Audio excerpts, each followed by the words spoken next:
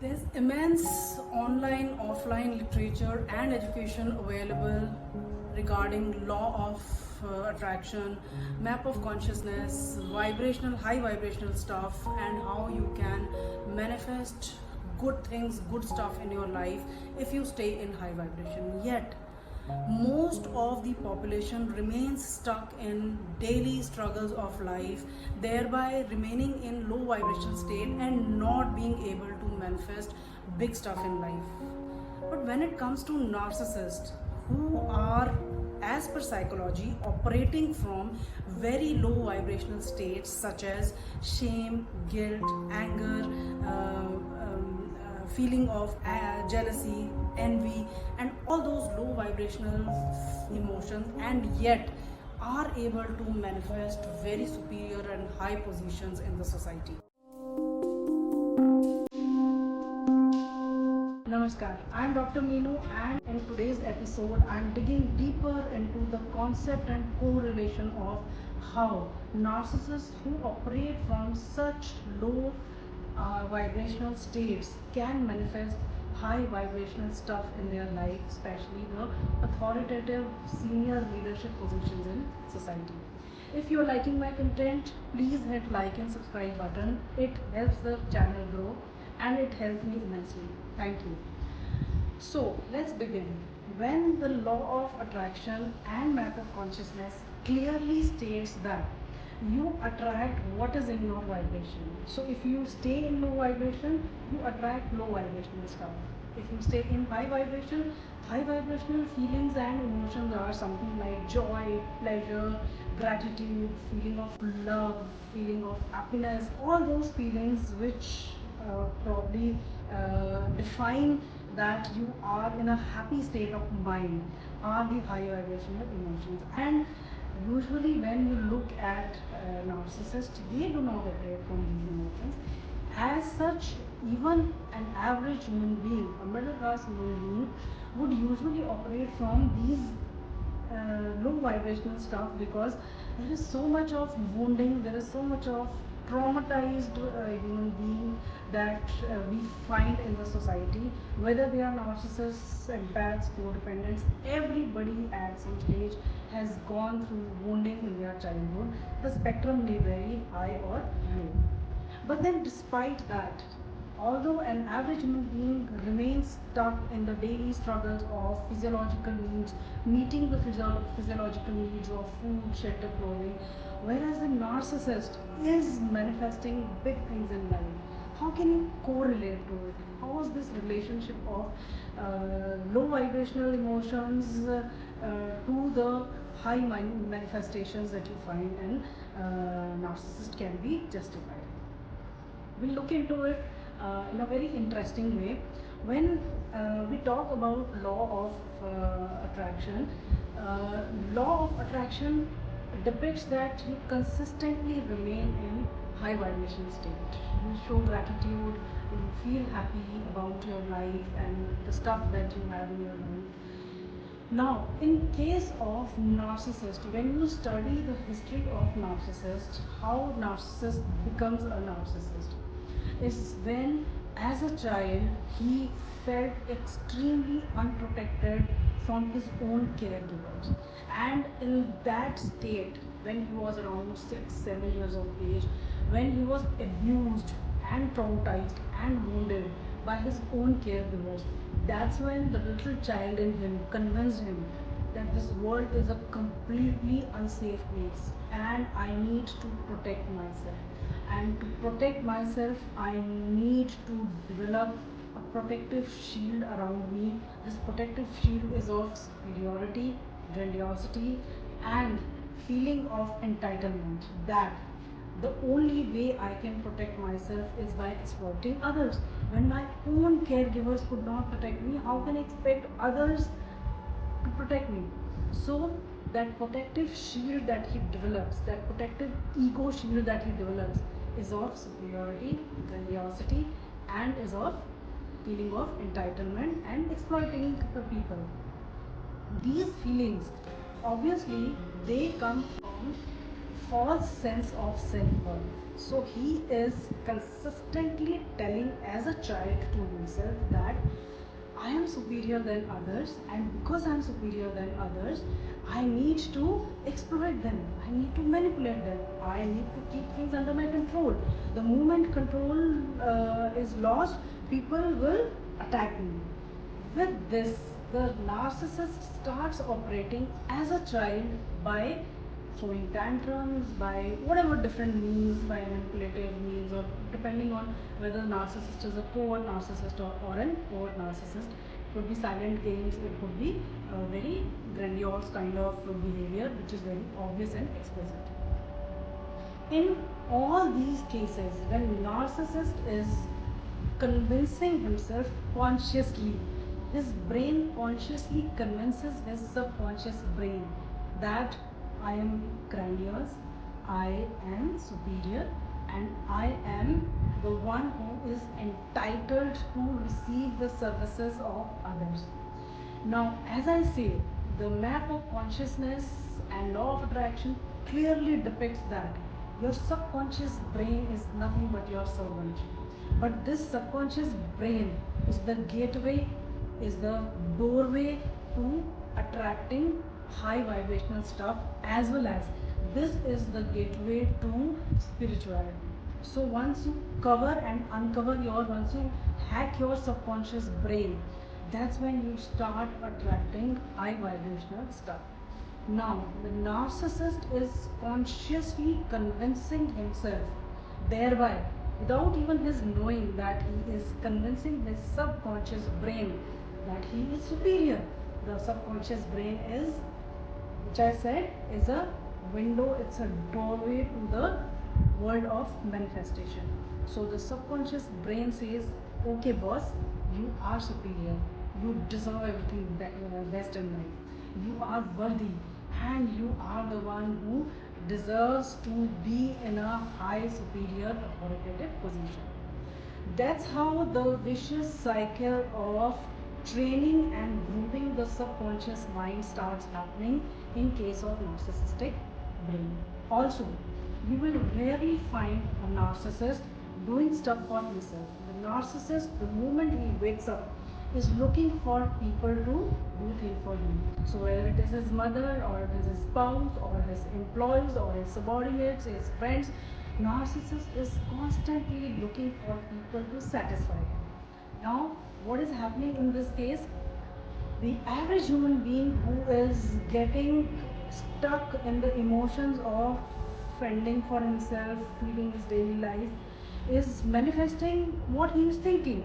So if you are thinking about your daily struggle of how to find food, from where to arrange shelter, from where to arrange normal supplies of your life, you are manifesting that. Definitely you are manifesting that. But you are stuck in those emotions. Whereas narcissist, right from the morning till evening, is constantly thinking, imagining, and ordering people around him. What are they doing for me? Are they looking after my supplies? Are they looking after my needs? Are they offering me food, shelter, clothing? Because I am entitled to it. I deserve it. I am worthy of it. So where is his brain working now? It is automatically, consciously going in a high vibrational state of demanding universe to offer him the best, nothing but the best. Because he's rarely bothered about daily needs of going into the kitchen, looking after his own needs, or looking after the needs of his children. Those things have to be attended by other people. He has to be attended by all these people. So his brain is constantly into high level of self-love. This self-love is fake. Let me tell you, those traumas and those wounds are still unhealed. They have not been healed, but they have been covered by a very thick protective shield, ego shield of grandiosity. And this grandiosity is constantly working on his behalf. And this grandiosity is making him manipulate and control people who are, because of fear of walking on eggshells, because of fear of his rage, because of fear of abuses, are trying to please him. And the narcissist is feeling all the time great about being served. His energies, his mind, his brain is occupied in his next venture of acquiring bigger things. So while the people are serving him because of his rage, because of his fear, he is busy acquiring and manifesting bigger things in life. I hope you get the entire circle how it works. This false sense of self-love is something which makes him believe that I come first. Others' needs comes after me. Why is my spouse looking after her needs? She should be looking after my needs. Why are my children looking after their own needs? They should be looking after my needs. So narcissist, whether in home or in office, is mostly manipulating and controlling people to look after his needs. That is the false sense of self-love, but that self-love hacks his subconscious brain, and the subconscious brain convinces his universe to bring the best things in his life. Though, let me clarify here that all those manifestations of superior positions, leadership positions, bossy positions that he acquires in his life are just temporary. The reason is the moment he acquires these positions, he loses interest. So you will find them in a particular department remaining stuck. They are usually devoid of consistent growth in their career. Because once they acquire an authoritative high position, that's where they start getting bored of the same environment, the same people within few months. But they do acquire these authoritative positions at one point of time, and some of them remain stuck in those positions for 10 years, 15 years, decades, because the interest level soon fades. But they do acquire these positions at some point of time. Now, narcissist, because see, he's hacking his brain, but at the same time, because of those unhealed wounds, he is scared of attending to his own emotions. He's scared of feeling his own emotions. So you will rarely find narcissist remaining alone in his own company. Narcissists usually would spend more time in office or in the company of others. They like to be surrounded by followers, they like to be surrounded by fans, because the feeling of grandiosity, superiority must be validated and approved by more and more people around them. So more they remain outside and in the company of those followers and fans, the more this feeling of grandiosity is inflated. And the more this feeling of grandiosity is inflated, the more they manifest high things. It depends how much they are an extrovert or introvert, because as I said, some of the narcissists, like covert narcissists, are very introvert. So they do not like mingling with people, they do not like, though they love to have fans and followers around them, but they do get into depression and anxiety when they are alone. This is probably the case with even overt narcissists, because overt narcissists may be very explicit and grandiose about his needs and his abuses, and covert may have very silent way of abusing people. But in their own company, these narcissists definitely go through the feeling of depression and anxiety.